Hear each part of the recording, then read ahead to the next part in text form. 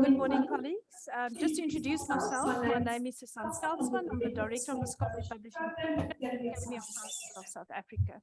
Just very briefly, we'd like to welcome you to this session. I'm very pleased to see you physically here. This is really it's very much it's certainly our first event that we're doing hybrid, and secondly physically.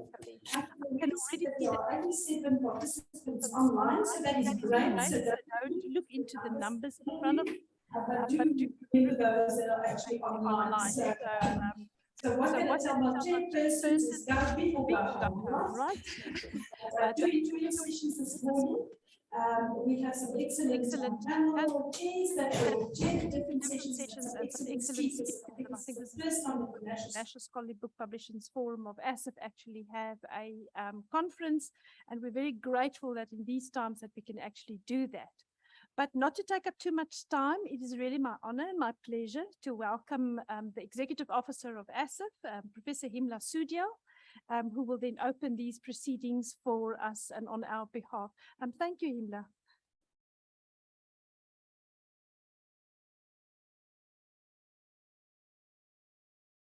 Well, good morning, everybody.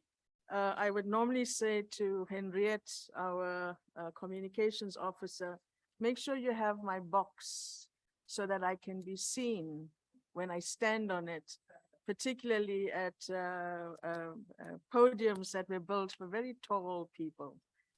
Anyway, good morning, one and all, and thank you very, very much for honoring us with your presence today, and for those members and colleagues who are logged online and present with us, albeit virtually. As Susan has said, this is indeed a momentous occasion for the Academy, because since lockdown in 2020, I believe this is the first official large-scale meeting that we are hosting. So we've had smaller ones, most of it being virtual, but this is indeed a very momentous occasion for us to kick off this new phase of our lives post what has been a very challenging COVID era. But as many of you know, the National Scholarly Book Publishers Forum was established in 2011 after the very successful second report that was published on scholarly books, their production, use, and evaluation in South Africa in September of 2009. Now, when we think about how publishing or scholarly publishing fits in our lives, it's part of that pathway and pipeline of where some of us established researchers based at institutions pass the baton onto the younger upcoming students, mentor young graduates, and the ultimate goal and that passion and the drive and that sexy part of being a scientist is being able to communicate what you do. And this is where, in that pipeline, amidst the institutional bureaucracy, the funders, the ethics, and everything else that goes into it, the publishing part is the goal. How do we get all of everything that happened in different stages put together in a coherent way to be able to communicate that, so that the reader is able to work with this information, assimilate it, and put into perspective this new bit of information that is coming through. So all of us as scholars, our brains are almost schizophrenic, because we're busy-bodied. We're trying to piece together, we're trying to find niche opportunities of where we can position our own science into this platform of this very exotic and active pipeline. And so when it comes to scholarly publishing, the people in the room and the people joining us online who are part and parcel representing that kind of position in the pipeline come into play. And it is very, very important for us to have a conference of this nature, to give the publishers an opportunity to meet and greet. I mean, I know you know each other, but opportunities like this present us spaces for us to challenge each other, to support each other, to encourage us to aspire to the heights that we want to take our growing membership or scholars on the journey going forward. Because, these days with social media, etc., you can soundbite anything you want, but it is not a peer-reviewed process. And that's what I like about the Scholarly Publishing Forum, is that it gives you an opportunity to be critiqued by your fellow peers. And sometimes you get back responses that you don't really like. You bite the bullet. And I know from my own journey, the constructive criticisms that have come through from reviewers and reviewing processes guided me not to make the same mistakes, but also armed me with a list of issues that I needed to pass on to my students so that they learned from my experiences and made good of it. And I was very privileged throughout my career to have had some very good mentors who had different styles of publishing. And so I kind of wove my own little space by the mentorship that was provided by these colleagues. So I'm sure, having looked at the program that my colleague Susan and her team and the working group have put together, that we are in for a very, very exotic treat. I know it's a long day for those people who are sitting in the room. If you feel you need to stretch your legs, please do so. And those sitting at home, you got the luxury of doing your mini aerobics without anyone seeing you.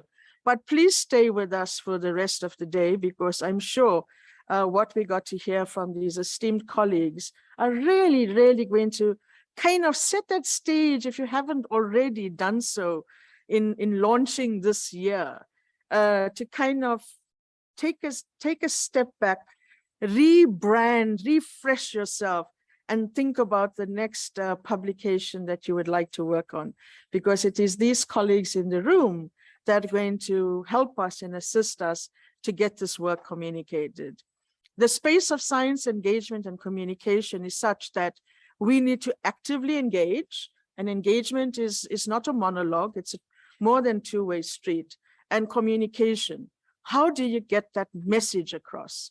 So we can write for our scholars, our peers, but then we talk amongst ourselves.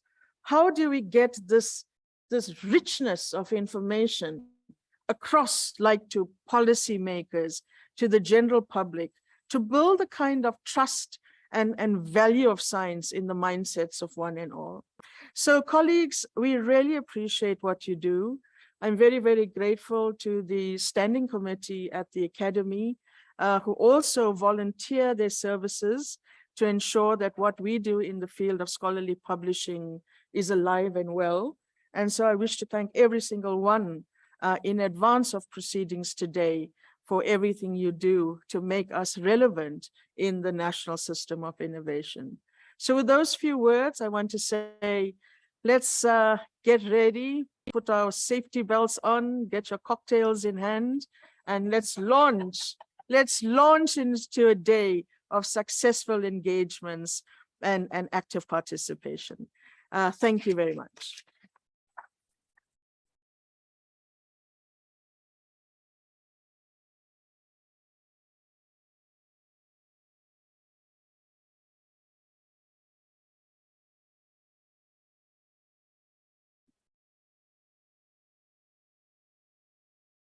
See what you mean about podiums for short people.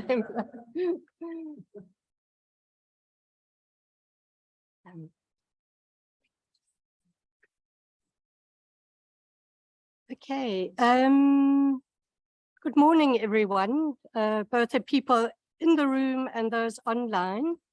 I'm Veronica Klipp. I'm the National Scholarly Book Publishers Forum representative to the committee. Need to see. Thanks very much. That's better. I hope I look more imposing now than before. Okay. Yeah, I was just briefly introducing myself. I'm from Wits University Press, and I'd just like to thank USAf, especially Susan, Maputi, and Keyan for organizing this conference. It's a wonderful opportunity, as Himla was saying. Just a few introductory comments from me about what we're trying to achieve today, I think. As Himla mentioned, the forum was established in 2011, and it set out in essence to enable the publication of books based on academic merit rather than commercial considerations, right? I mean, there were other issues as well, but I'm just picking out that is, I think, one of the key issues for us. And this all in order to support national policies for increased research productivity. So the forum aims to develop an improved mechanism for accreditation by the DHET. We'll hear more about that later. The development of a new generation of excellent publishing scholars, and the establishment of sustainable business models, amongst others in relation to open access publishing. The establishment of a forum builds on a rich tradition of scholarly publishing in South Africa that is more than 100 years old. So for example, in 1916, the School of Mines and Technology in Johannesburg published Professor Leerveld's book, Economics in the Light of War. And in 2020, a book by Jan Hofmeyr, Studies in Ancient Imperialism. So there's an established and continuous practice of scholarly publishing that is remarkable and probably unique on the African continent. Today, the forum counts more than 10 members who are dedicated scholarly book publishers. There are, of course, other publishers working in this field, and most of them are involved in the program today. So the success of scholarly publishing in South Africa is closely linked to the historic success of its universities, and in more recent times, the state's rewarding of quality research outputs. So we acknowledge also the support of the DHET alongside other role players, for example, the National Institute for Humanities and Social Sciences, the Publishers Association of South Africa, and Universities South Africa, or USAf. I think by now the exponential growth in research output since 2004 is well documented, but perhaps less well known is the extent to which local scholarly publishers have provided publishing opportunities to both established and emerging academics. So the 2017 USAf report on scientific journal and book publishing, for example, showed that of the top 20 accredited monograph publishers, 10 were South African, accounting for 48% of output. So I think that's quite a remarkable achievement. But while our mission is to publish local content, of course, we're addressing a global audience. And this has been so from the beginning through co-publication, finding distribution partners. Nowadays, of course, we set up to provide digital publication and dissemination much more effectively, employing different business models, whether for sale or open access. So how do we define the value in the current context of continual technological change and massive growth in research outputs? Do local publishers succeed in reaching a global audience through best practice dissemination models? What about diversity, given that local publishing supports many early career academics? What funding and legal frameworks are required to enable publishers to fulfill their mission and remain sustainable in a time of austerity? Should financial independence be a defining feature? But what about the symbolic capital generated by local publishers, both for themselves and their institutions? So these are some of the themes we're going to try and unpack in various panels today.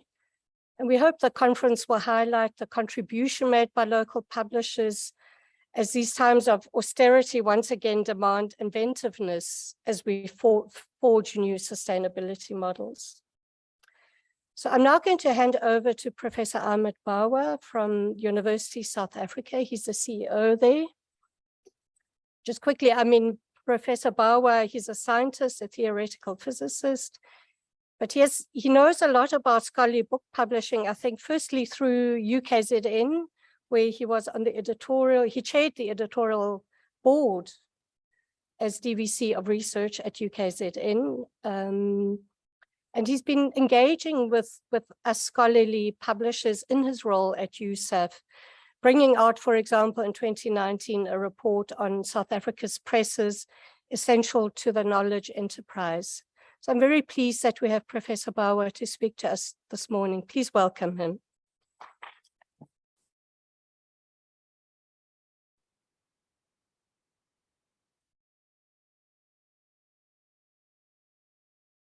Thank you, Veronica, and good morning, everybody. It's such a pleasure to be here.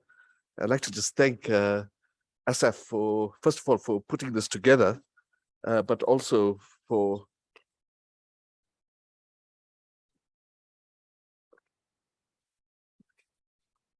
thank you very much.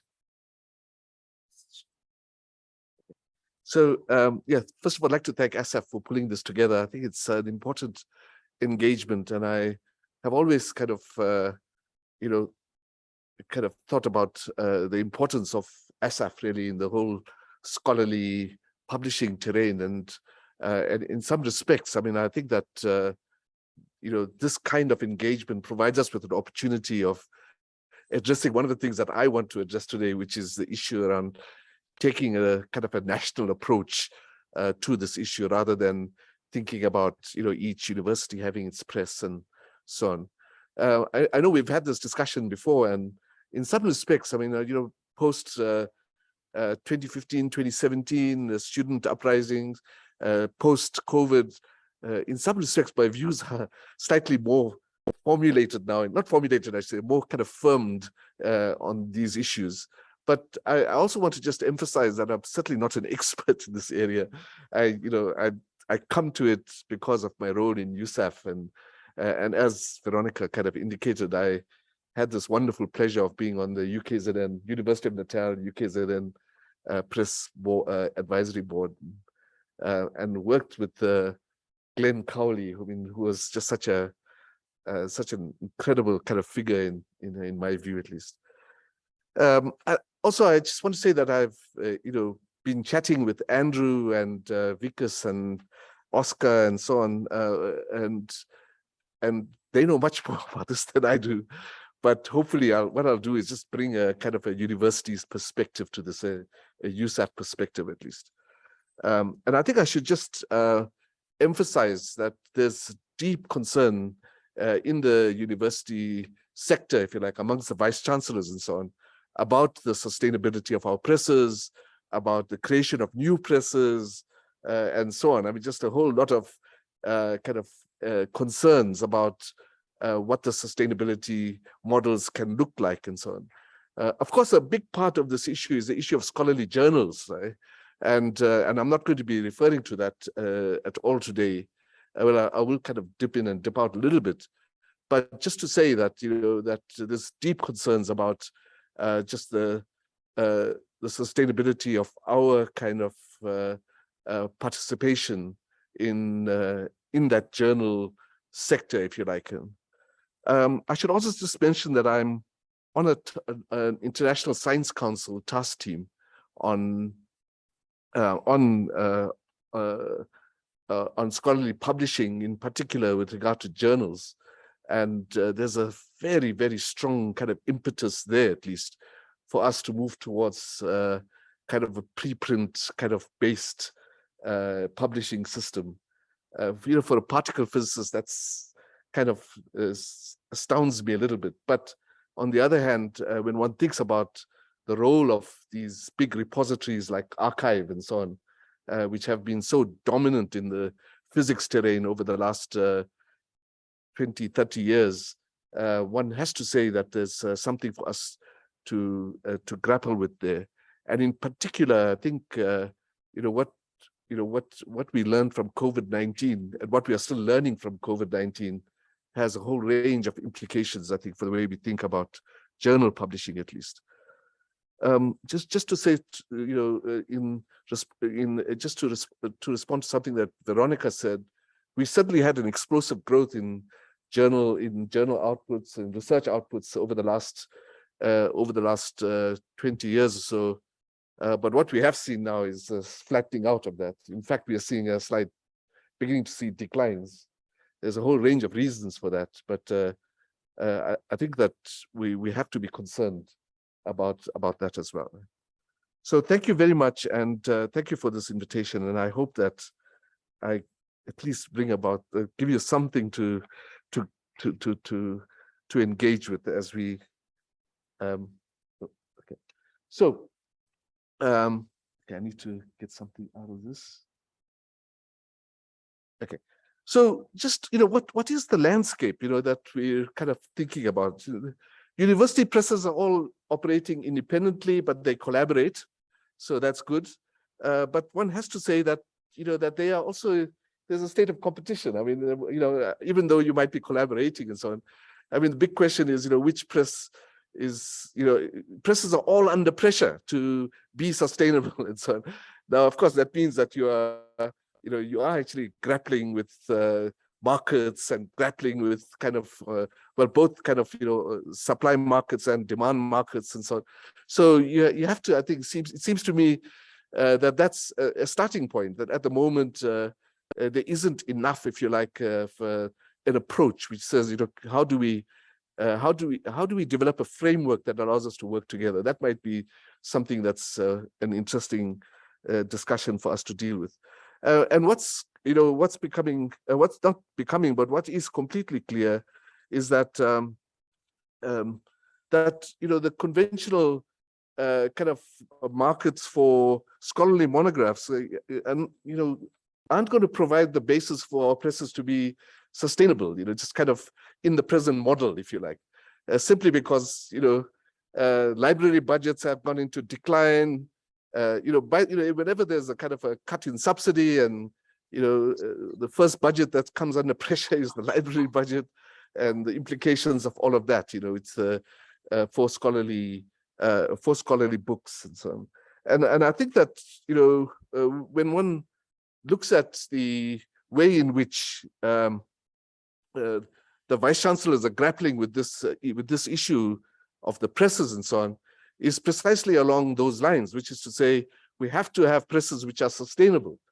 Okay, now what does that mean, right? I mean, sustainability there are many dimensions to the issue of sustainability. One of them is simply the following, that universities must have presses. So in the same way you have to have a vice chancellor, you should have a press, so that's one way of thinking about it.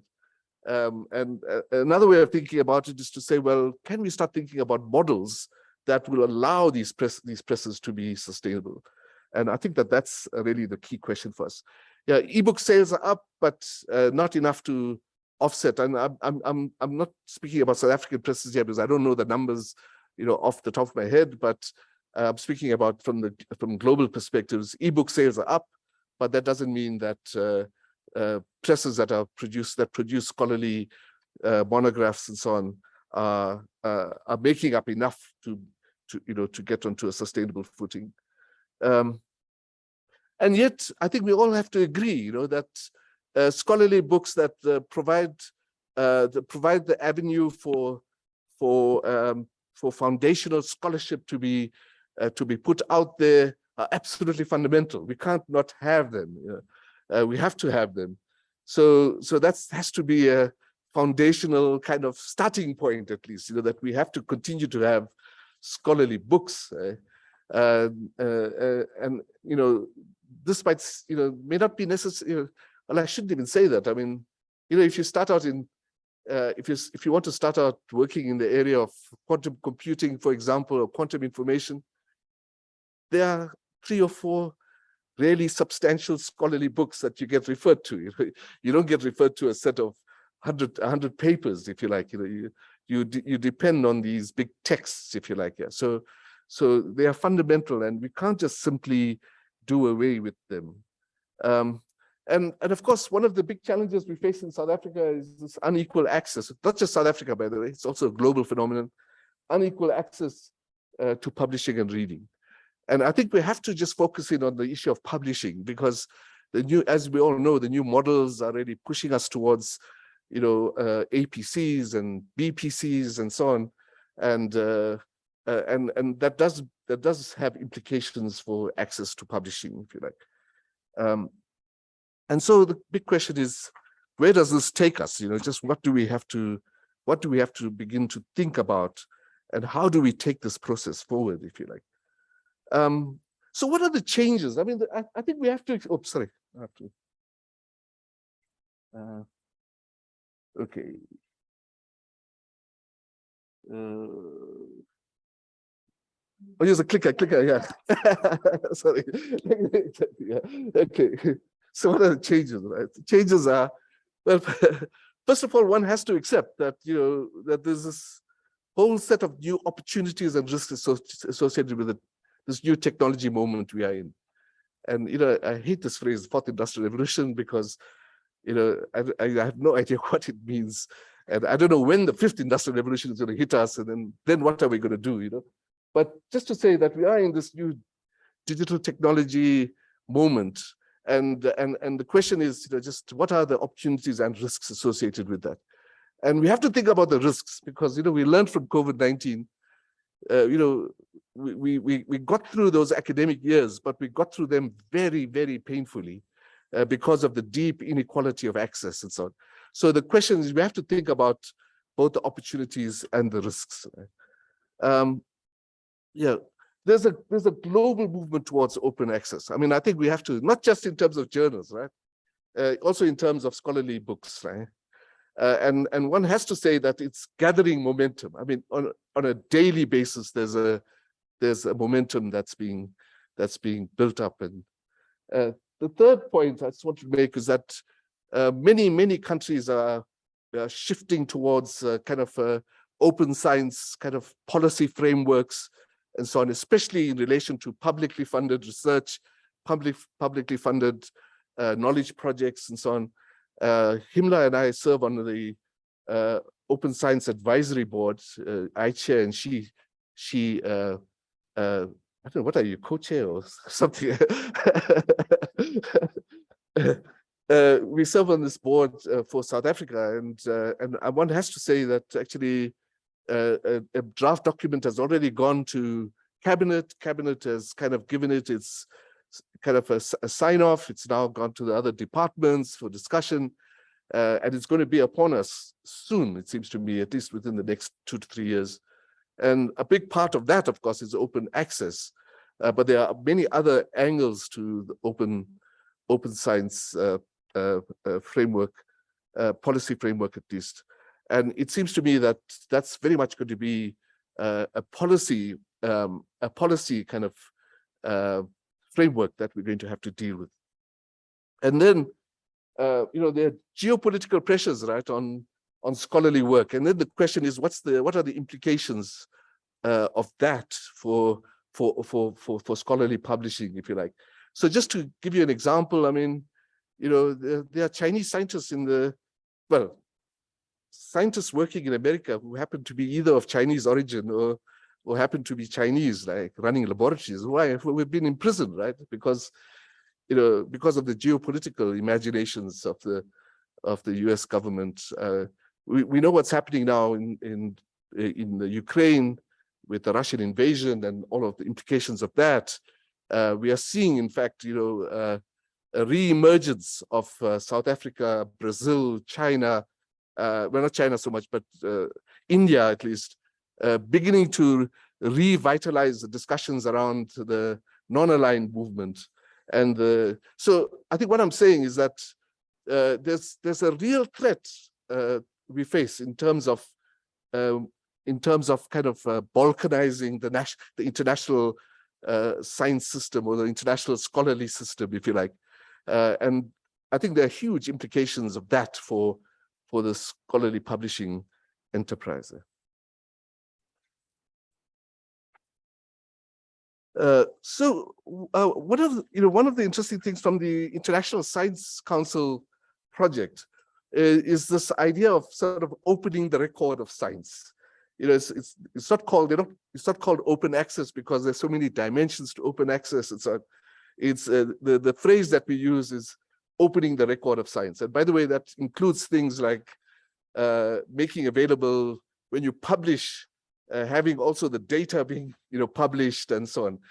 In our discussions here in South Africa as well, in terms of open science, that has been a very big part of the discussion, and it's a controversial discussion, of course, a difficult discussion, but that's the kind of discussion that is taking place.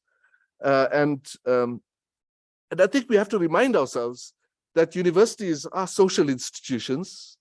They are special kind of social institutions. The CSIR, HSRC, the CERN in Geneva. These are all also knowledge-intensive institutions. Universities are special in the sense that they have students, and that's super special in some respect. But what that means is that there's a need for us to think about universities, the implications of what it means for universities to be social institutions. So of course, we have academic freedom is built into our constitution. So that's fantastic, but we have to remind ourselves, that with academic freedom as a right, there are responsibilities. Right? One of those responsibilities is that you have to be secure, like that you are using a good scientific method or good research methodologies and so on. There's another responsibility, which is that you should make available to the public what your research findings are and make it accessible to the public and so on. So deeply embedded in the idea of being scholar, being as academic, is this idea of responsibility. And we have to keep that in mind. And of course, we have institutional autonomy, which is very often under challenge. By the way, I don't think our academic freedom is very secure. We have to constantly be working at that. But in terms of institutional autonomy, that's also a very dynamic kind of place to be in, space to be in. You might not know this, but there was a major discussion in Parliament, the Portfolio Committee on Institutional Autonomy recently. I think we came out of it in a good fashion. But again, attached to the idea of institutional autonomy is the idea of accountability. And there are many different kinds of accountability there. So again, it's about saying, if we are using public money, let's understand that there's a responsibility in the universities to account for the use of that public money. Okay, 5 minutes. I'm going to have to rush it up. And then, of course, there's the democratizing mission of universities and the importance of scholarly publishing with regard to that. And at a time when there's a rise in kind of anti-intellectualism and so on. And then, of course, the whole issue of affordability. I don't know whether you know this, but we spend at least 600 million rand a year on journals, right? And then there's as I mentioned earlier, the inequality of access, if you like. Okay, so I'm going to speed up now, just in the next 5 minutes or so. I'm not going to use this, but I'm going to skip that one. Here it's just about saying, whose knowledge are we talking about, right? So there's the global knowledge system. If we lose our presses, well, then we'll just have to fold in to the global knowledge kind of enterprise, if you like. What it means essentially is that we'll have a tougher time to get our knowledge out. We are part of the global knowledge system, but we have to enter that global knowledge system on our own terms, right? We can't just be sailing like on the yachts of the global knowledge system. We have to really be producing, be responsible for producing our own outputs, which we take into that global knowledge system. That's what makes us a South African knowledge system. It's if we take responsibility for producing knowledge, which we then take into that global knowledge system, if you like. And then I'm just not going to spend time on any of this because I want to get to the main kind of slide, if you like. So this is what I want to just focus on in the last 3 or 4 minutes. The first thing is, it seems to me that we have to put out this idea that our presses are a national imperative. And that this is not just simply about having sustainable presses, it's about having a sustainable knowledge system. And that a fundamental part of the knowledge system are the presses. That we cannot have a situation as a nation that has a significant kind of knowledge enterprise. We cannot have the situation where we do not produce our own scholarly texts and so on. So that's the first thing. Second thing is that from my perspective, we have to see this as a national project. We have to try to understand how to aggregate resources that allow us to work in terms of a national approach to scholarly publishing. Now, by the way, I'm not suggesting that there shouldn't be a Wits University Press, or that there shouldn't be an HRC Press, or that there shouldn't be a UCT Press. I'm not suggesting that at all. What I'm suggesting is that we adopt an approach which allows us to ensure that these presses become sustainable, if you like, that we adopt a national approach which kind of brings them all together. I would like to suggest, in fact, that if we are moving in this direction, that we move towards, that we design for an open model, rather than kind of, try to understand how to transform a closed model into an open model. It gives us opportunities for thinking about technology and so on in new ways. The one thing that we have spoken about in the past, and I think that we have to really push this forward, is this idea of developing a shared services platform, a kind of one that kind of really a national facility that serves all the presses. Now we can work out what should be in that national shared services platform and so on. But the idea has to be that efficiencies might be gained, if you like. That might be gained if we adopt a shared services approach. And then this is like, something that should be obvious to us, but I think that there's a strong need for us to return scholarly publishing into the hands of scholars. And that means developing governance models and so on, which are suitable. So, what are the options? I'm going to stop in a minute, if you don't mind, Veronica. So, the one thing we could do is we could say, well, let's just have a single operation with imprints. I mean, so that's the one model. Another model is saying, well, actually, let's have a plethora of different presses, each kind of experimenting with models, if you like, which kind of allows us. But based on the fact that we have a national shared services platform and shared governance, if you like. And here's the crunch, it seems to me, and I'm so pleased that Mahlubi is here because he can talk to his DG about this. It seems to me that we really have to get DSI and DHET into the room together with us and to talk about how we might kind of think about a national approach to funding this kind of enterprise, if you like. So, I mean, the one way of thinking about this is that if our government is really aligning itself with it, not aligning itself, is propagating an open science framework, well, that comes at a cost, right? So there's a need for us then to understand what are the elements that go into providing us with the basis for an open science system.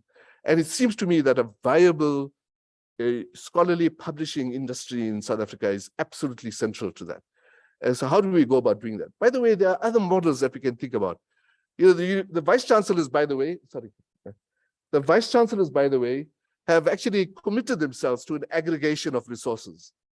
In fact, we are putting together a proposal for them now to engage that issue. So that's again an opportunity for us to kind of latch onto, if you like, at this point in time. Yeah, I think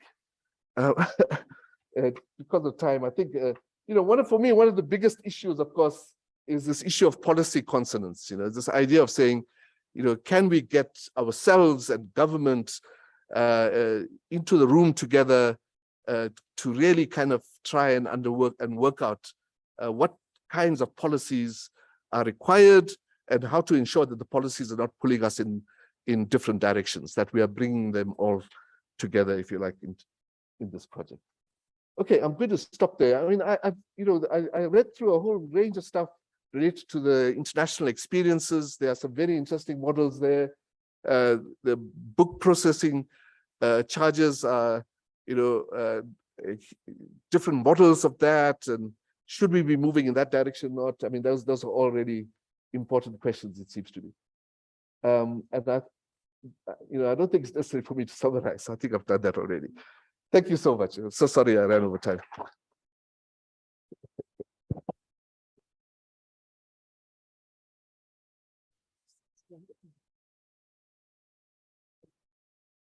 Thanks very much, Ahmed. I mean, some very interesting ideas coming through there, which we'll talk about later. I'm now going to invite the other panelists. We are running a bit late, but we started late. So Susan and Puti, I hope that's okay. And so now we'll have a panel with 4 speakers coming up.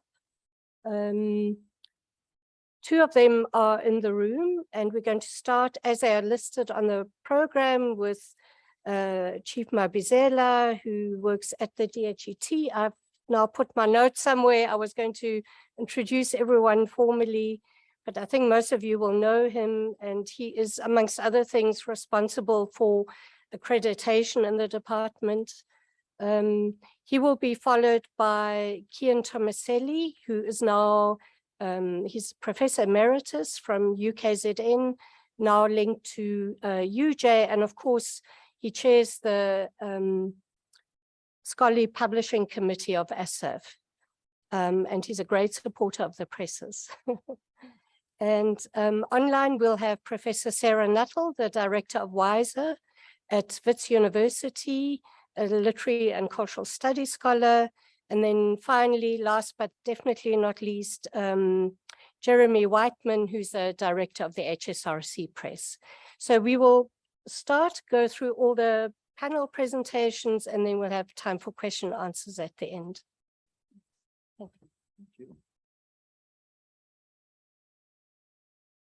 Thank you. Thank you very much,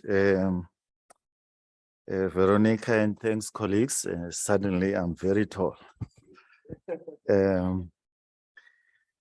Now, this is supposed to be a response and not necessarily a presentation, but in anticipation of what Prof. Bawa was going to be saying, so I had to make some slides. So which then means, therefore, if I am not clear, you will ask Prof. Bawa.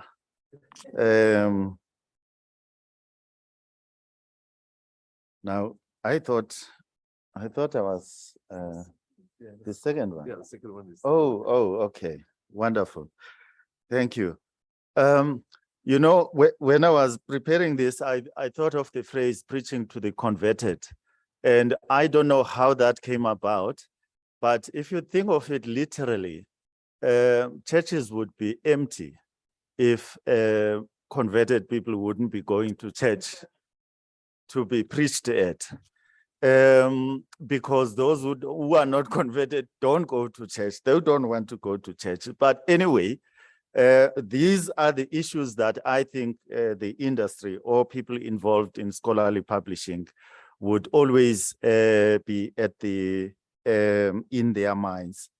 So I'm basically repeating what you already understand. But if I run out of time, there's one thing really I would want to say, which is going to be coming up in the slides. But when I think of scholarly publishing, I think of a publisher being someone who's interested at the author, who's interested at the peer review process, because it's scholarly publishing anyway, who's interested in editing of that material, who's interested, of course, in publishing of it, and then who's interested in the dissemination of it, whether it's being sold or whatever, but that dissemination phase, and who's interested in the impact of it, And again, back to the author, because the author would also be interested at the impact of the publication or the impact of the research that the author has put together in a report that got published. So which then means therefore the publisher should take care of each and every of these stages, because it's about quality and it's about maintaining of quality. So if then I run out of time, then at least I've said that that's something that I thought maybe again, preaching to the converted, it's something that the publishing industry would be knowing. So the value of scholarly publishing in general, not necessarily in South Africa only, facilitation of knowledge generation, because that is where the interest is in terms of scholarly publications. The enablement of dissemination of research findings, facilitation of validation of research results, because if we were not publishing, then we wouldn't be having the validation, because other authors are going to be responding to the research that got published. Facilitation of the use of knowledge for career advancement, especially among novice researchers. That's where we learn. That's where, because we're getting information that is published. Facilitation of the advancement of education and knowledge society in general, and specifically curricula. We will stagnate if we don't have publication of scholarly material. That's basically what this means, because otherwise we'll have no education, we'll have no advancement of curriculum and so on. And the facilitation of participation in the process of knowledge production, either as researchers, authors, peer reviewers, editors, publishers, librarians, curators of knowledge, or a combination of these and more. And this is the center of scholarly publishing. If we were not to be having this, if we were not to be having scholarly publications, then I also want to refuse using these overused terms of, I could see that you struggled with that earlier on, where there's this term that's being overused, called value chain. But that is value chain anyway. If you were to remove scholarly publishing, then it interrupts the whole process. And then, of course, you end up not having what you are supposed to be having in terms of the education system. Briefly, just to flesh this one, really, this is the local versus foreign scholarly publishers in terms of publications that come out of that we are having in the system. I got this slide from Prof. Johan Morton. And you will see in terms of books and book chapters, blue, the deep blue being a foreign publication, foreign units. You don't even have to look at the percentages, really. You just look at the color. And South African publications in green. And you can see that generally, you regard this as book publications. Generally, we're dominated by foreign publishers. Now, don't even want to go to the journals. And Prof. Bawa also mentioned that he's not going to be talking about the journal publications.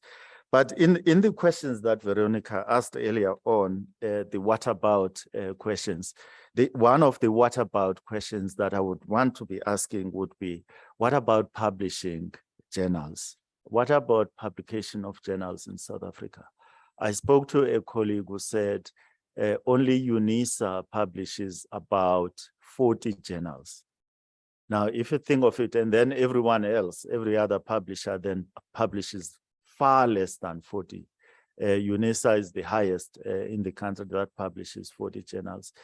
And all the other presses, the big presses that we're having in the country, UCT, Wits, Press, UKZN, they are far less in terms of publication of journals. And yet, you can look at any of our reports that we produce that measure research outputs, publications in South Africa, any one of them. You would start from, I think about 2007, 2006, all of them. The dominant form of dissemination of publication of published material is journal. And by far, not just in a small way, by about 90% and above. And then book publications take about 5%. Yes, we've done some change in the policy around 2016 to put more emphasis and more impact on research outputs, publications in books. And yes, there is some change, but they still occupy about between 5 and 8%, and then conference proceedings publications. So that's about the policy. If you are expecting that I speak about the policy, it covers all of the policy that part I've said there. So of course, the challenges in the sector, institutional research policies, when Prof. Bawa speaks about sustainability, I keep on thinking about our research, institutional research policies, how they promote publishing, how do they promote, in fact, maybe that should be the question, do they promote publishing? But do they promote publishing in scholarly books? And or is it just a question of focusing on journals and conferences? And of course, that whole slide there, almost all of it, talks about the emphasis that is put by university managers, of course, including the institutional policies, on publishing in order to maximize on subsidy, and not publishing in order to have scholarly publications in the true sense of the word scholarly publications. Of course, there are other challenges. Prof. Bawa mentioned open access. That's the last bullet there in my slides. I think, yes, it's gathering momentum, but it's still little understood out there. Not long ago, it was open access was synonymous with low quality. But that is changing slowly, you know, with the gathering of that momentum that Prof. Bawa was referring to. Okay, of course, the issue of credentialism and so on. I'll skip this slide.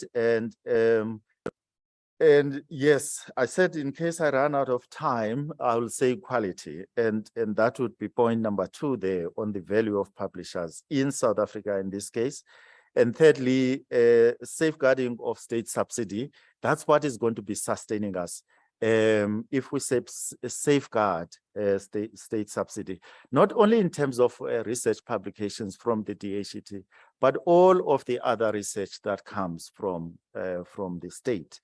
Yes, and the last point, that publishers need to remain reservoirs of their generations of publications, and not these days, you know, we know you have to access this material in different ways, and we shouldn't be getting something like we have run, it's out of print anymore because of the times we live in. I will leave it there, and that's what that point was mentioning. And thank you very much. We'll deal with the questions later. Thanks.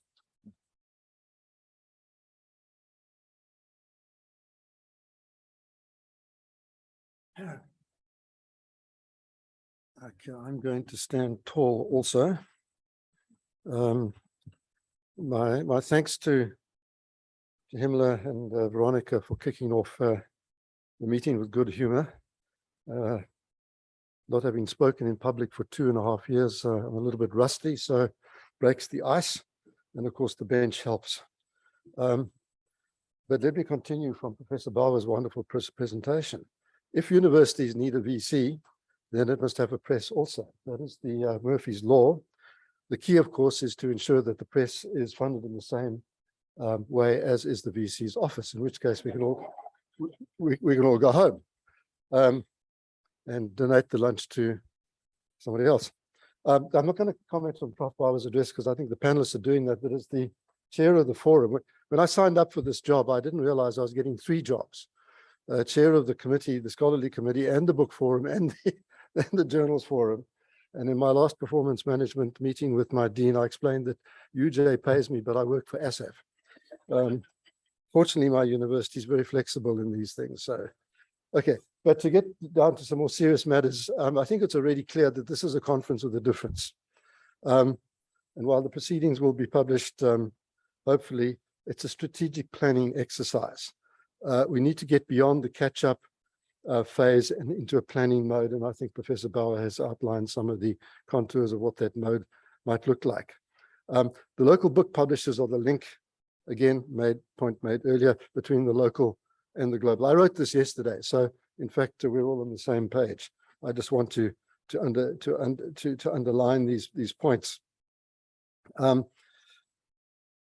But over the past year, the forum has the forum members, having come out or through lockdowns and the awful conditions imposed by COVID, have been working very enthusiastically and very systematically via a series of tactical commissions that we set up, conducting SWOT analyses, addressing the rapidly changing funding, technological markets, legislative and institutional conditions.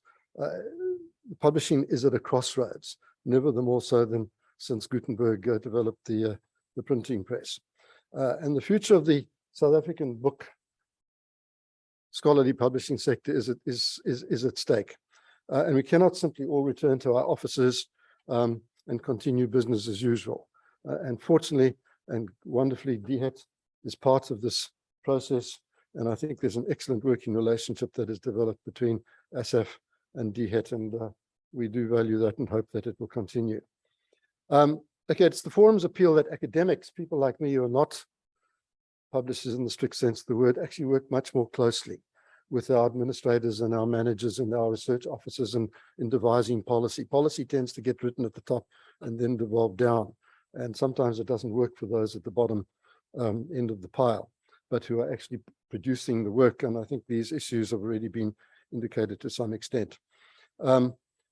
And publishing is not just a DHET tick boxing exercise, which I fear that it may have become. It's a fundamental economic sector, amongst others, contributing to growth. And again, anticipation of this point. So if intellectual property is the economic good of the future, then it is a good that needs to be protected and economically leveraged and integrated into national development policy goals. Publishing is a labor-intensive industry, and when growing, it is job-creating, and it could even become tax-paying for those outside of the university sector. But most of all, again, the point has been made that it is symbolic. It offers explanations of the past and strategies for the future. It's not just a commodity or a public or a performance management credit.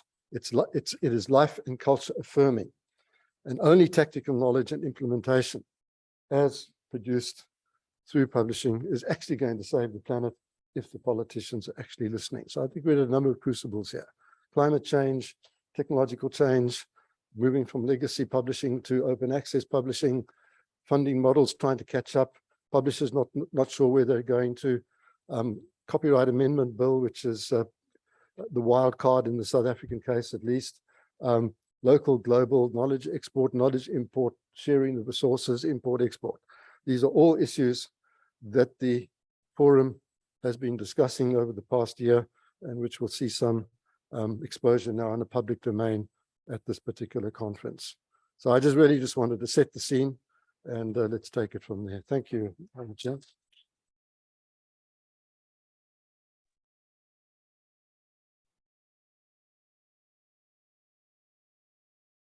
So we're going online now to Sarah Nuttall. Thanks so much, Veronica. Yes, we can hear you. We can't see you. Is your camera on? My camera's on, yeah. Okay. They'll set it up, yeah. Okay, carry on, Sarah. Okay, I would like to make an extended comment, covering a range of things. And I'd like to start for a moment by being quite specific. I think the conference is, quite rightly looking at the bigger pictures.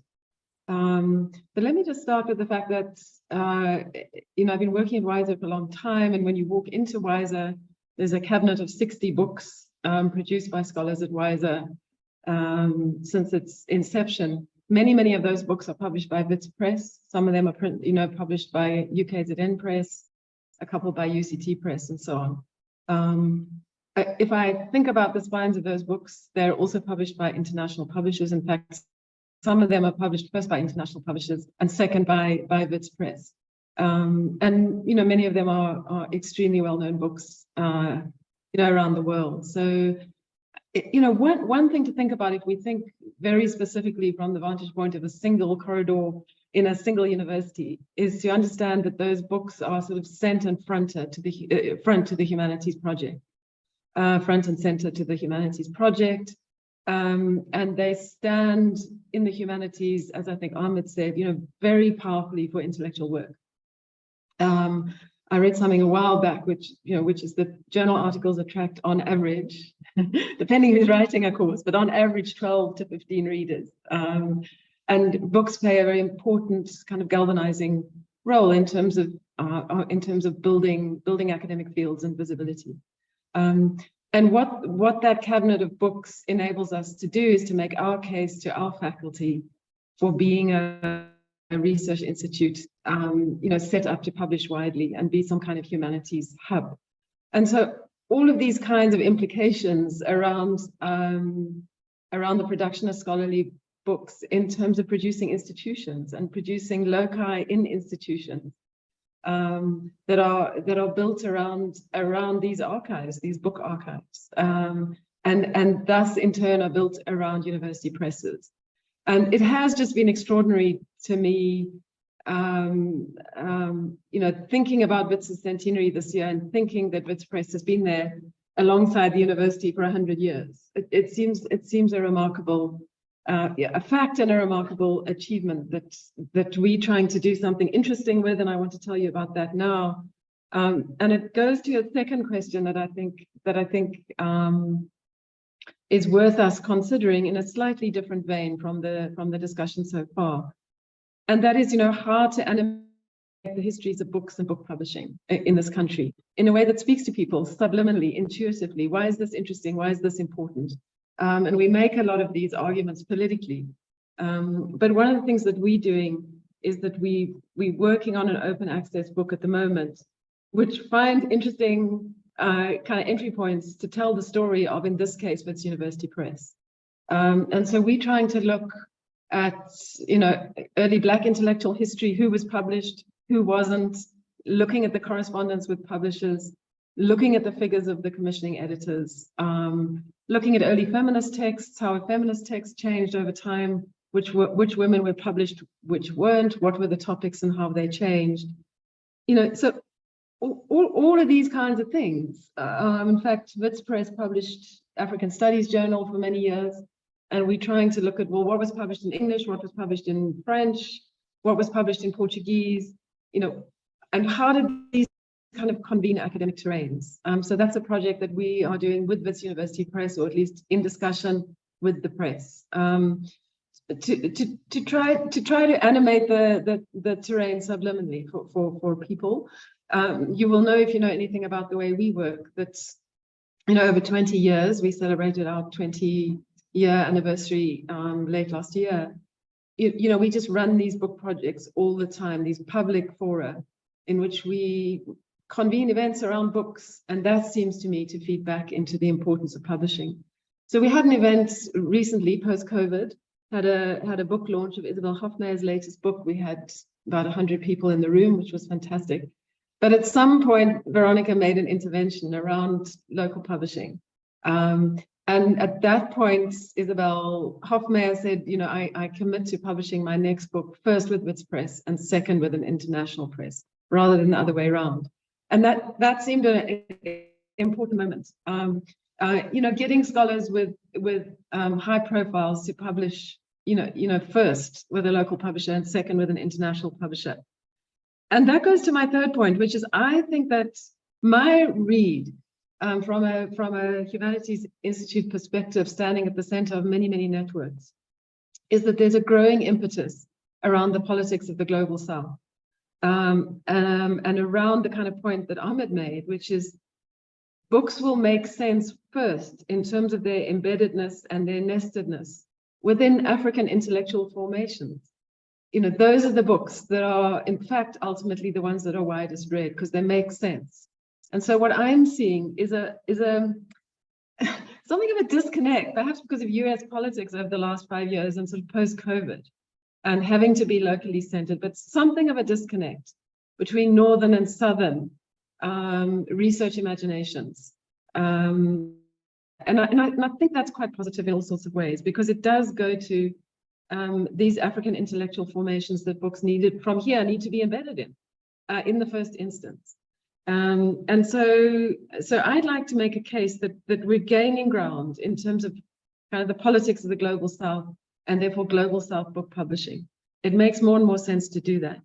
So these are the kind of three main points that I want to make. How do we animate the history of books and book publishing so that it starts to become interesting, on its own terms? The next is, how do we build on a growing impetus around the politics of the global South, including in relation to book publishing? The third has to do with getting scholars to publish here first and then internationally. The fourth has to do, and I hope Ahmed takes this back to university VCs. There's a lot of money in our universities. And it seems to me that money is heading to the sciences. We know that to be the case.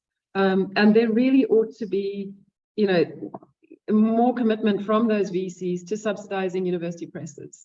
And there's always this argument, okay, well, how do the presses become more sort of sustainable on their own terms? But what about subsidizing them? They're absolutely key, and people have said that.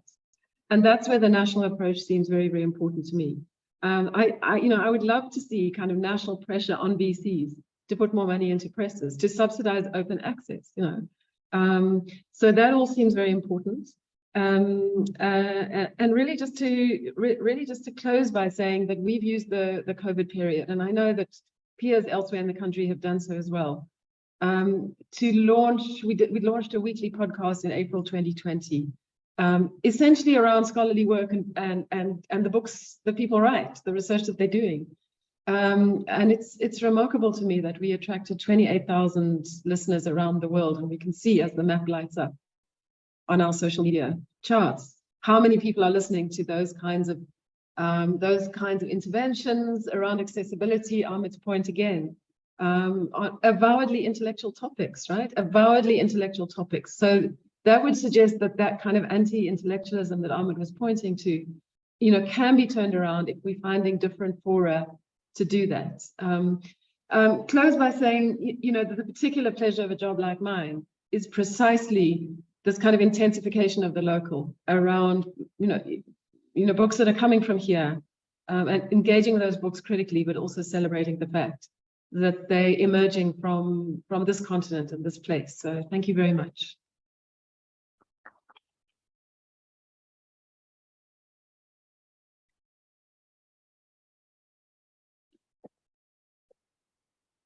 Okay, thanks very much. Jeremy, are you ready? Yes, thank you, Veronica. Thanks, colleagues. I hope you can hear me. So I tried to keep my response as organic as possible, but in thinking about this conference and this opening theme, my mind kept coming back to this word aggregating, and I wondered why am I heading there? Where's this word coming from? And I was very interested to see this word arising in Professor Bawa's presentation early on. I'm very grateful for that presentation because I think it maps out an incredibly useful vision for the scholarly publishing sector into the future. So just to quickly explain my thinking, how I arrived there, and where I was heading in thinking about this. I came back to testing what is my understanding of our purpose as scholarly publishers, just very basically, and came back to the 3 pillars that I understand to be our purpose: knowledge production, dissemination, impact.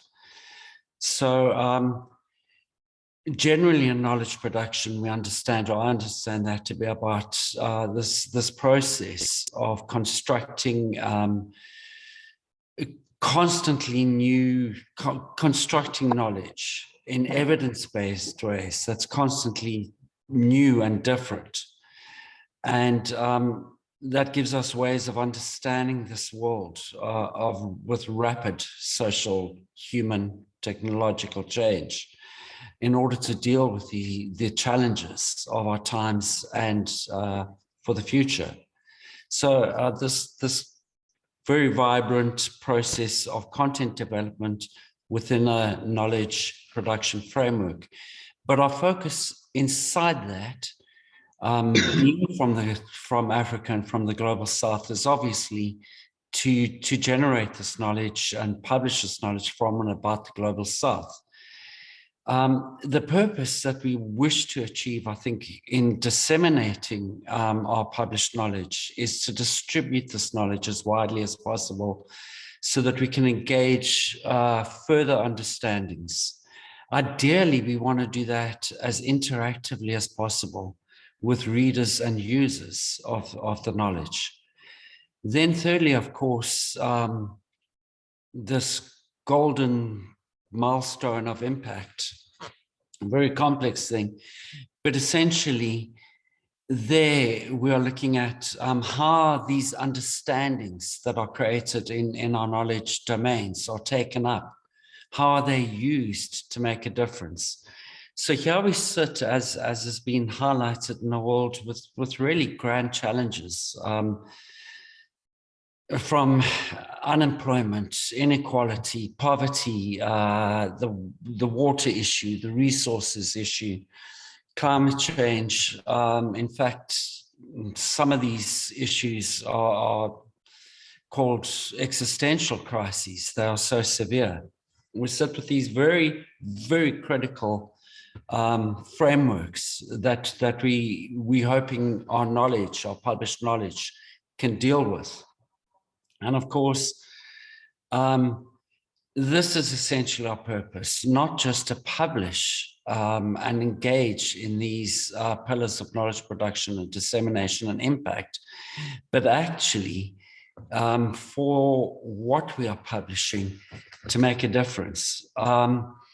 Last week, I read 2 interesting articles by academics,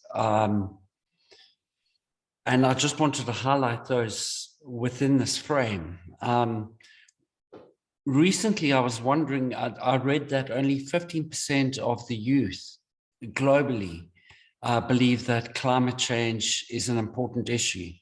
So most people don't believe, and I wondered why that was. Anyway, the first article I read by 2 scholars,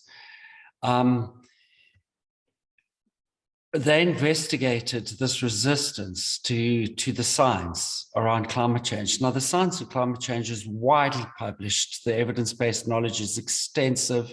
It's published mainstream, it's published in academic, etc. Yet there's very little take-up or understanding publicly, and that's globally. So why? And these scholars pointed to 2 things. One is what they called optimism bias.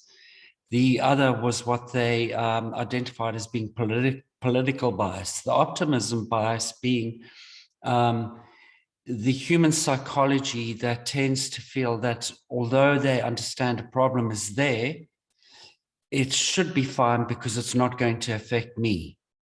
The political bias around climate change that they identified was that political bias definitely prevents an uptake of certain knowledge, no matter how evidence-based. So generally in climate change, the scholars pointed to the political bias of being, if you, of the right, that there's a greater resistance to believing in climate change. On top of this, I read an article that pointed to basic psychological drivers that the greater the stress in a society, or the greater the severity of a problem, generally, historically and currently, the greater the level of irrationality or desire to be irrational. So mechanisms such as self-deception or deception are employed in times of great stress. So I read these, and for me, they were very interesting on two levels, given our purpose. That no matter how good the science that we engage in and publish in, that if we are not actually dealing as well with the social drivers in that science, and with knowing more about how understanding is impeded and how understanding can be increased, so that that impact and that take-up makes a difference, then the enterprise of publishing becomes less valuable.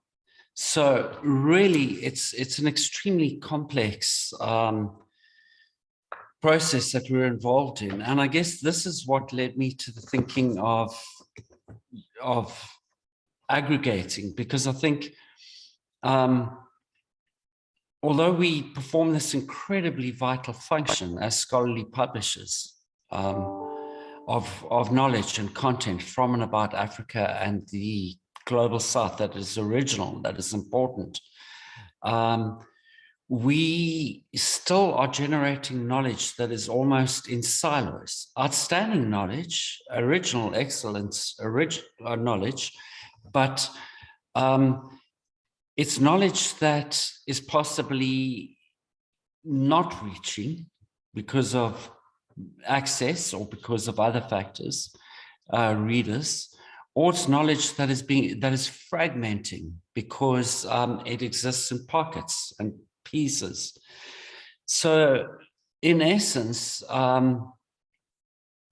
given my understanding of our purpose and the challenges that we have, I would like to echo this excellent vision for a national approach. And essentially it's because, and I'm wrapping up, and open access models on their own are not going to solve this problem.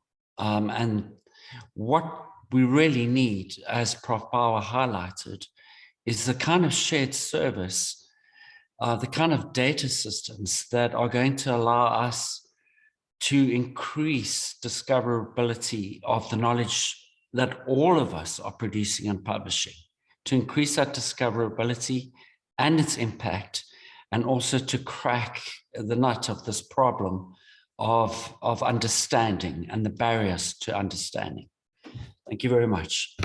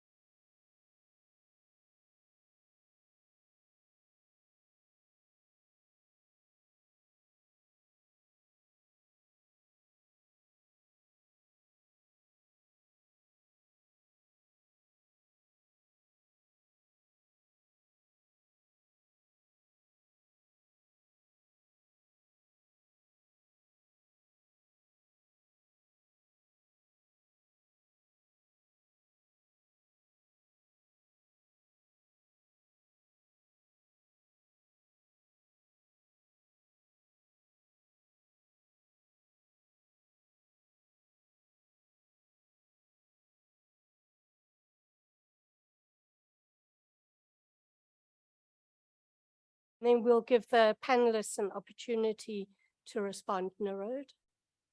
Yeah, I'd like to pose this that Ahmed, you know, does, and your knowledge of UKZN Press, in your governance at universities, and you spoke about sustainability, there's always this need to defend their existence. And I know it exists at UKZN Press, where you have a large part of the management saying, what do we need a press for?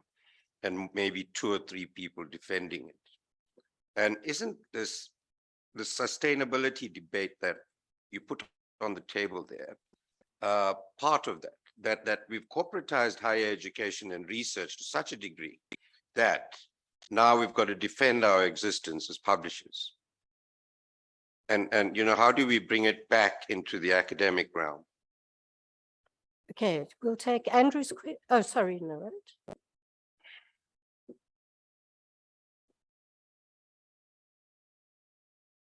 Did you want to continue, Narod? Okay. Just briefly, and then Andrew. Yeah. The national model also, I'm going to be looking at a panel with diversity later. And whilst you're not arguing for the assimilation of all the independent editorial boards or the amalgamation of all the imprints, we've got to look at diversity on the national landscape whilst probably boxing clever in sharing resources. So I'd like you to give us your thoughts on those 2 aspects. Thank you.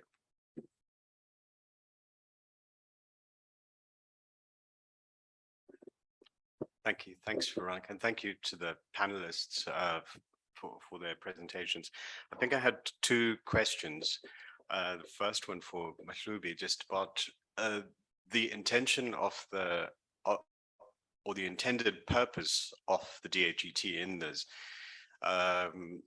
Just with the idea that the accreditation of publications seems to become the major focus of the DHET in the scholarly publishing world. And I think it's a useful thing for us to begin to think beyond that, beyond the role of accreditation, adding value to the publishing ecosystem, and to be thinking in coordinated ways about what the role of something like the DHET or DTI or the Department of Science is going to be in that role.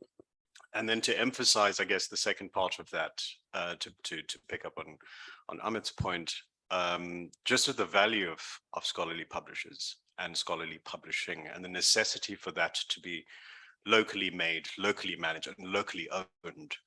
I think those things feed very nicely into that idea of the national imperative. Thank you. Okay, perhaps the panelists can respond in the order in which they spoke. So we'll begin with Ahmed, and then Mahlubi, Keyan, and the online people. Thanks. Thank you very much, Veronica. Should I come there? Yes.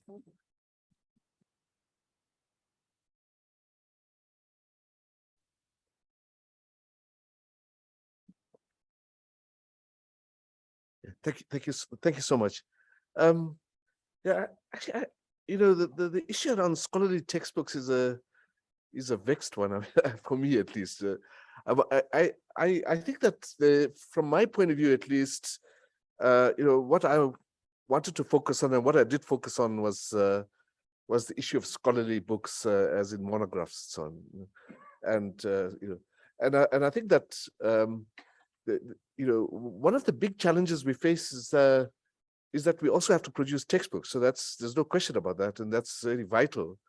And I think the big question for me is, you know, should we be thinking about a different business model for scholarly for textbooks or not? I mean, that's, you know, I don't have a very kind of worked out idea about that yet, and so on. So the one thing that really does strike me as being interesting, at least, is that the textbook industry in South Africa, at least, from what I can gather, at least in my, is so dependent on, well, it's so heavily subsidized by government funding, you know, via the student financial aid system and so on.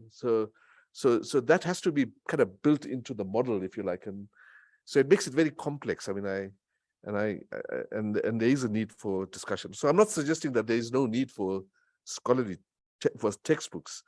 We have to have textbooks. The question is just, what kind of model do we consider for that? Both your questions are really important, and I, don't want to disagree. And I don't disagree with anything you've said. So, yeah, I think that, when I think about the presses, the librarians will say exactly the same thing, and the faculties will say the same thing, and so that's the kind of challenge, right? I mean, Sarah's point is the critical point, that in terms of the overall budgets of our university, the budgets of the presses is like peanuts, right? So it is also a question of saying, well, can we say to our vice chancellors, actually, what? The university needs this, a country needs this, fund the presses properly. So that's the one kind of challenge, that I think we need to put on the table. But there is another issue here.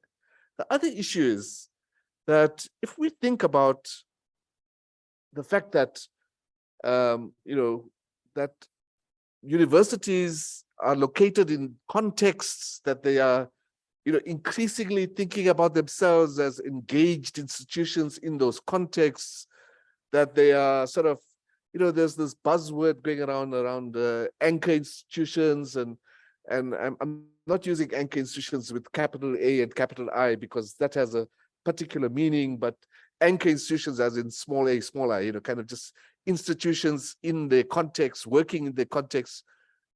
Actually, there's reason for those institutions to think about presses, right? To kind of really bring to the fore, because colonization is not just external colonization, right? So I know that's a bit controversial, but that's why I think that there's a need for us to think about this as a national project, as a national imperative, and so. And I fully agree with you. I mean, what we shouldn't be doing is just sort of collapsing everything into a single operation. I mean, I would not agree with that. I mean, I think that we should. So when I say that we should be thinking about a national approach to this, it's a national approach to keep the publishing industry viable and so on. So yeah, and I think that we have to see the need, if you like, for expanding our publishing industry, not narrowing it down. Yeah, and I can't agree more with this idea, Andrew, that we really need to kind of foreground kind of really strong arguments about the value of scholarly publishing. So the one question I don't have a clear idea about is the textbooks one, and I think that that's something that we need a big discussion about. Yeah, thank you.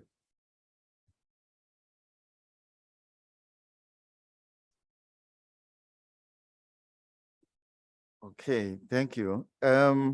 We get asked a lot about this question of textbooks. The policy, the current research output policy was, it's going to reach 20 years next year. It came in the system in 2003. And it's not a policy that is meant to be there forever. And it excludes textbooks. And then this is the reason why I'm looking back at its history. Now, I think we probably have just another 10 years maybe on this policy, and then it will be obsolete. Despite, of course, the changes and the improvements we can keep on making. We've done that in 2016, but then I think we need to be starting to think about what is it that we need to carry from this policy? What is good with the current one? What is it that we need to drop off it? And there, of course, unintended consequences. And when this policy was put together, it was never intended that the institutions are not going to be recognizing textbooks. Now, what gets to happen is that the authors of the textbooks and the institutions themselves, they look at the national policy and do not look at the institutional policies. Maybe the next policy should actually prescribe what the institutional policies should look like. That is the weakest link. And I don't necessarily want to apportion a blame here, but the institutional policies are always this weakest link in this process. And therefore throwing us and the national policy under the proverbial bus. So we've got to cater for scholarly textbooks, simple as that. Maybe that's what I'm trying to say here. Yes, I also understand that question about corporatized research and how it should be taken back, the issue of publishing to where it belongs to the press. And again, the national policy is got to blame here in a way, because again, that's an unintended consequence of the national policy. It was never about institutions having to chase subsidy. Yes, it's packaged like that, but that was never an intention. You know, once that money is at the institution, it's at the discretion completely of the institution on how it uses it. Now, it should be subsidizing the scholarly press, the publishers. It should be, yes, it should have some incentives. It should promote research. It should do all sorts of things around regeneration or generation of knowledge. And the whole pipeline of that generation of knowledge and ensuring quality. But it's not what it's being used for. That's why I'm saying maybe the next policy has got to prescribe more than leaving things open to the institutions, which I think will be tragedy already, really, because, you know, in the first slide, Prof. Bawa spoke about institutional autonomy. That's, you know, the policies, the national policies are respecting that. But if it then goes off tangent, if the institutional practices and policies go off tangent, then the national policy has got to come in and intervene. And it relates to the same question that you asked, Andrew, on the intended purpose of the DHET. My response on what should happen maybe in the next 10 years, when we're looking at what's the future of research outputs and research publication, the policy, what's going to be the future? Because what we are having now, yes, as I say, you know, we can tweak it again and make sure that we cater for all these other things that, or address all these unintended consequences. But then maybe that's definitely not going to be the future forever. Then we need to come up with something that's going to be addressing these. As you say, you know, thinking beyond. And to me, thinking beyond is beyond this policy. What is it that we should be having? Of course, there are good things that came out of this policy. We can't deny that, you know, that we are at this level where we're talking about this probably even. And also that we're talking about the growth of research focus at the institutions, growth of research publications at the institutions. Yes, there are questions on some of the practices, unethical, predatory publishing and so on. But those are the things we need to be addressing all the way, and not just because we're having this policy. But then, yes, there are good things that came up, but then we need to come up with other things that are going to be taking us beyond. Thanks. Okay. Yes, well, if textbooks contribute to the transmission of knowledge, therefore they should be part of the process of recognition. And I think that a model for funding textbooks that stand up to scrutiny should be on the cards. Secondly, textbooks sometimes get more citations than do scholarly works.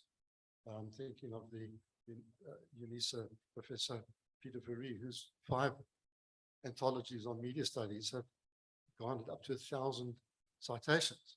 But UNISA Press could not publish those books because they were quote textbooks. So they went to JUTA. Instead of that, those resources staying within UNISA, they were exported to a private company.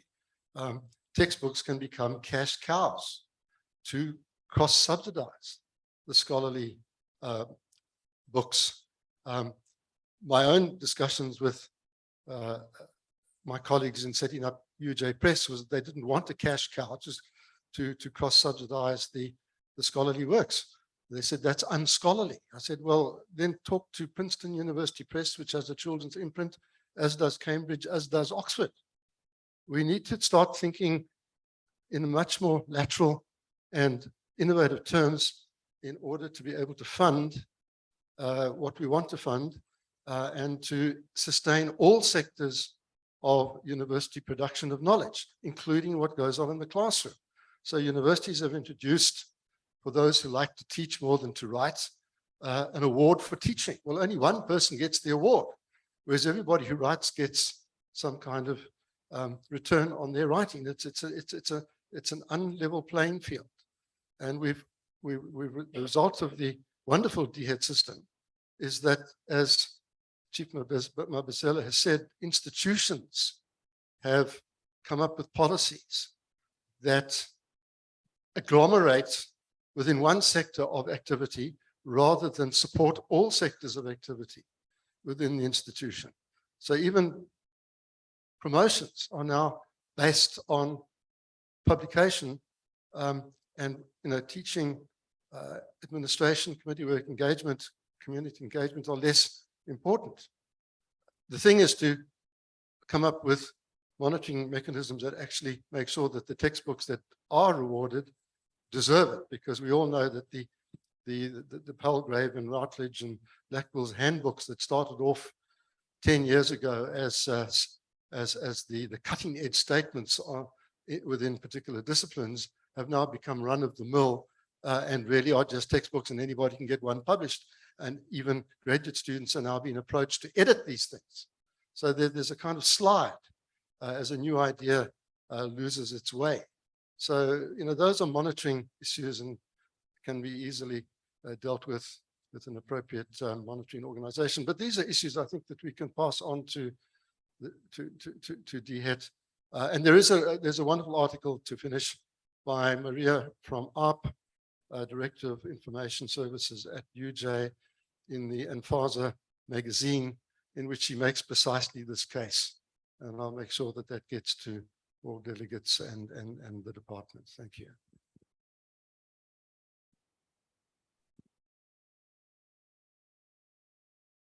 Sorry, I don't know how to switch on this slide. Sarah, a few closing comments? Nothing further from me, Veronica, thanks. And thanks to colleagues. Sarah? I don't know if you're on mute. Yeah, no, nothing further from me. Thanks very much. I'm enjoying the conversation. I have nothing to add at this point. Thanks, Veronica. Thank you. Okay, Jeremy, from your side. Thanks, Veronica. I did see one question. I think it was from Mpuka Rodinku about the national project, and a question about how a single editorial board would encompass the goal of diversity.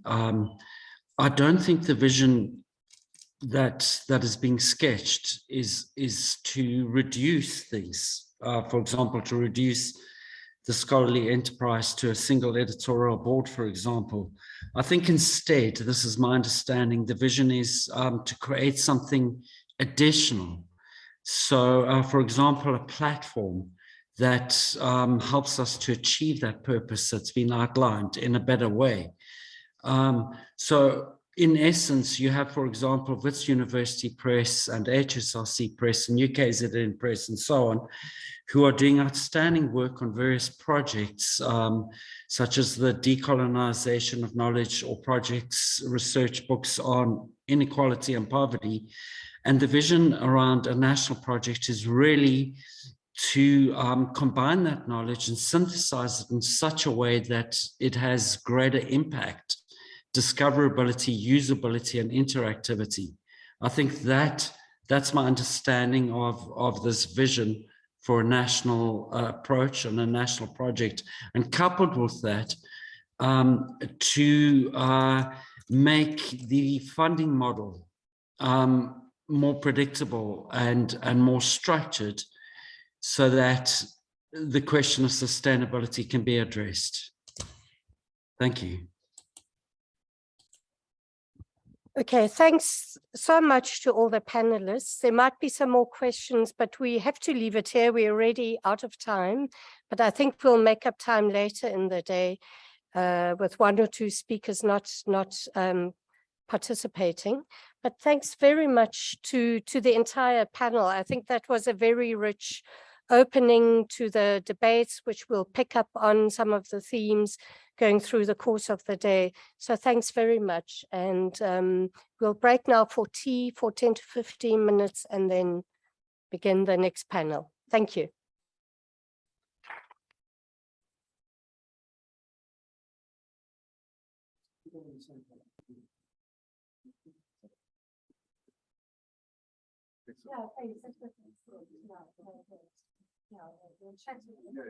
Yeah,